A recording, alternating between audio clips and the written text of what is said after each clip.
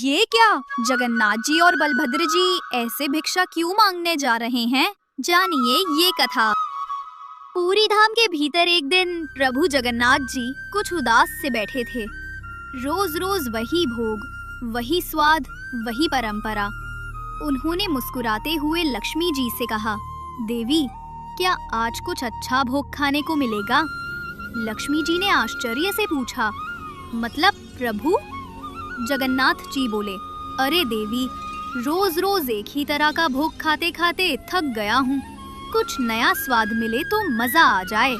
लक्ष्मी जी बोली, आज तो कुछ नहीं हो सकता प्रभु। आज का प्रसाद पहले ही सिद्ध हो चुका है। कल देखती हूँ कुछ नया। जगन्नाथ जी मुस्कुराए, पर उनके मन में आज कुछ अलग खाने की इच्छा थी। वे अपने बड़े भाई बलभद्र जी के पास गए। दाऊ, मैं रोज रोज एक ही भोग खाकर ऊब गया हूँ। बलभद्र जी ने हंसते हुए कहा, तो मैं क्या करूँ? लक्ष्मी जी से कहो। जगन्नाथ जी बोले, अभी अभी तो वहीं से लौट रहा हूँ। उन्होंने भी मना कर दिया। बलभद्र जी ने हंसते हुए कहा, तो फिर क्या करने का इरादा है? जगन्नाथ जी ने शरारती मुस्कान के साथ कहा, चलो ना दाऊ, आज पुरी के भक्तों के घर चलते हैं। वहाँ कुछ अच्छा मिल ही जाएगा। दोनों ने निर्धन बालकों का रूप धारण किया और पूरी नगरी में घूमने लगे। पहले वे एक धनवान व्यापारी के घर पहुँचे। दरवाजा खटखटाया। व्यापारी बाहर आया और बोला, क्या बात है बच्चों?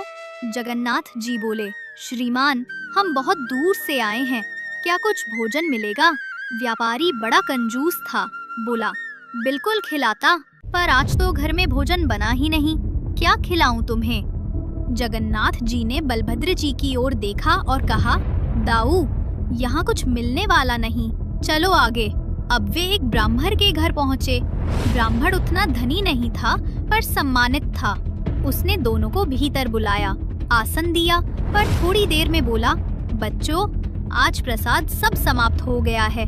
ऊपर से मेरी पत्नी भी बीमार है। ये लो जल बताशा और आगे बढ़ो।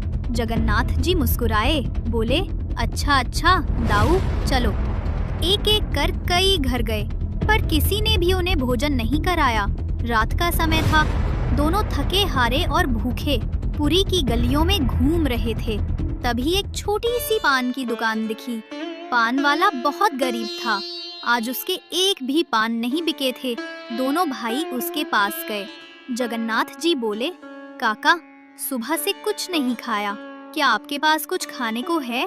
पान वाले ने सरलता से कहा, बेटा, मेरे पास तो कुछ भी नहीं है, बस ये पान है। अगर तुम्हें चले तो यही खा लो। जगन्नाथ जी मुस्कुराए, चलेगा नहीं काका, दौड़ेगा। पान वाले ने प्रेम से 2 थालों में पान सजा कर दिए। दोनों ने आनंद पूर्वक पान खाया। जाते समय जगन्नाथ जी ने अपनी मंदिर की सोने की थाली उस पान वाले को भेंट कर दी। पान वाले ने मना किया, पर जगन्नाथ जी प्रसन्न होकर वैकुंठ लौट गए। उधर लक्ष्मी जी ने कहा, प्रभु, आइए भोग लगाइए। जगन्नाथ जी बोले, आवश्यकता नहीं है देवी, आज पेट भरा है। लक्ष्मी जी बोली, क्या खा लिया आपने? जगन्नाथ जी मुस्कुराकर बोले, मेरे एक भक्त का प्रेम से भरा पान देवी। लक्ष्मी जी ने कहा, धन्य है आप प्रभु, धन्य है आपकी भक्त वत्सलता, और धन्य है वो भक्त। सुबह जब मंगला आरती हुई तो मंदिर में हंगामा मच गया। सोने की थाली गायब थी। पूरी नगरी में समाचार फैल गया। पान वाले के पास जब ये खबर पहुंची तो वो सब समझ गया, पर वो मंदिर नहीं गया, क्योंकि उसे ज्ञात था प्रभु फिर आएंगे। उसके मन में लोभ नहीं, बस प्रेम और प्रतीक्षा थी। रात हुई, वो व्याकुल होकर बैठा रहा। तभी धुंधली रात में 2 बालक फिर से प्रकट हुए। जगन्नाथ जी बोले, काका, आज पान नहीं खिलाओगे? पान वाले की आंखों से आंसू बह रहे थे।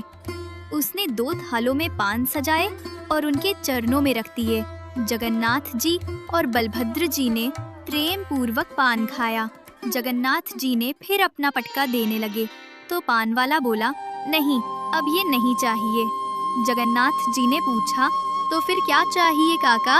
पान वाला रो पड़ा, प्रभु, अब मैं जान गया कि आप साक्षात जगन्नाथ हैं और ये आपके साथ स्वयं बलभद्र जी हैं। अब कृपा कीजिए प्रभु, मुझे इस संसार के चक्र से मुक्त कर अपने नित्य धाम में रख लीजिए। जगन्नाथ जी ने मुस्कुराते हुए अपना दिव्य रूप दिखाया। तथास्तु। और उसी क्षण वह पान वाला प्रभु के चरणों में विलीन हो गया। उसकी आत्मा सदा सदा के लिए प्रभु के नित्य धाम में निवास करने लगी।